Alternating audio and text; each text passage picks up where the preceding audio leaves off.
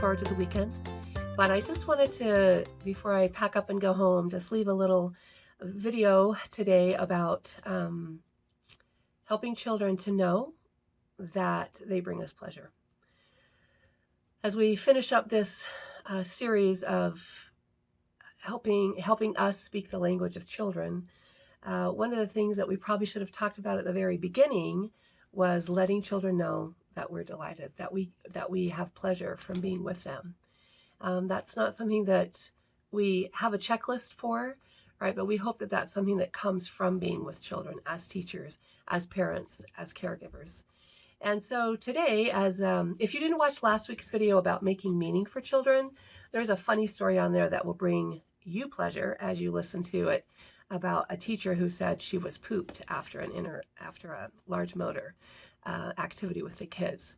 And we've had a couple more of those pleasurable moments this week with children, hoping that every day that you spend with children brings you pleasure, and that brings them pleasure as well, right?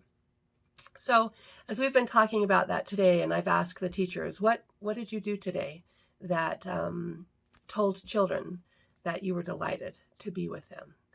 And I'd like to talk about 7 things today that we can use as parents, as caregivers, as teachers, to make sure that we're reminded of things that we can do that show children that we like being with them. The first one is to demonstrate respect and show interest in what they're doing. We've talked about some ways to do that in our previous videos of getting down on their level, looking them in the eyes. We have a tendency to as they're talking and we're doing something else, right?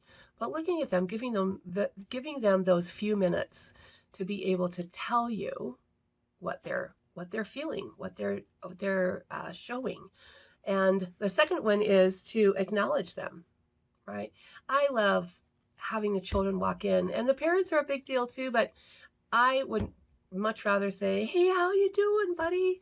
Right? Looking at them, acknowledging them, welcoming them in, right? Whether it's into the class, into the kitchen, from a good night's rest, into a dinner as they've stopped by the house, but acknowledging those kids and letting them know that you love being with them.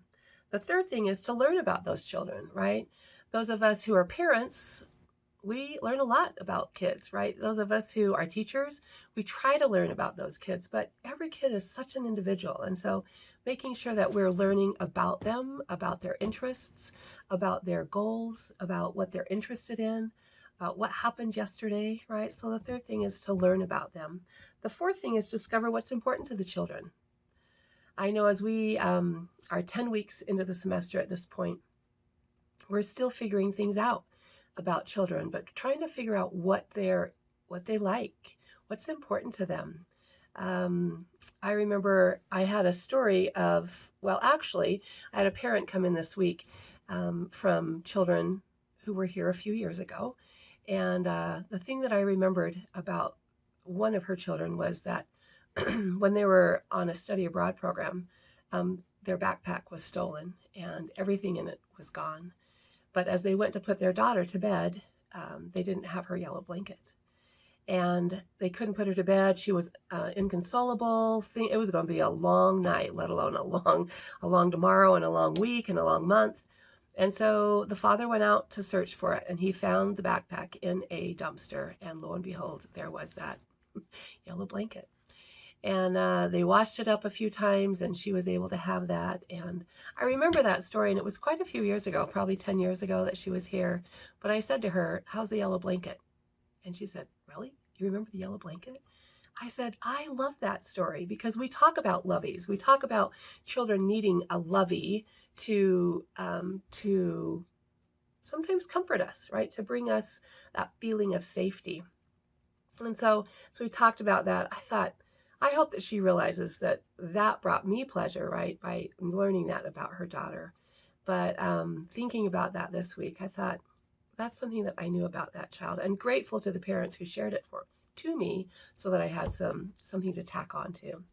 The next one is to show respect by paying attention, right? We use that word a lot with children. Pay attention. They don't understand what it means at age 4 and age 5. As they get to be age 7 and 8, they totally know what that means, right? But they think of money and they think of a soldier when we're talking about paying attention, right? And so there again, we make meaning for children as we use those phrases.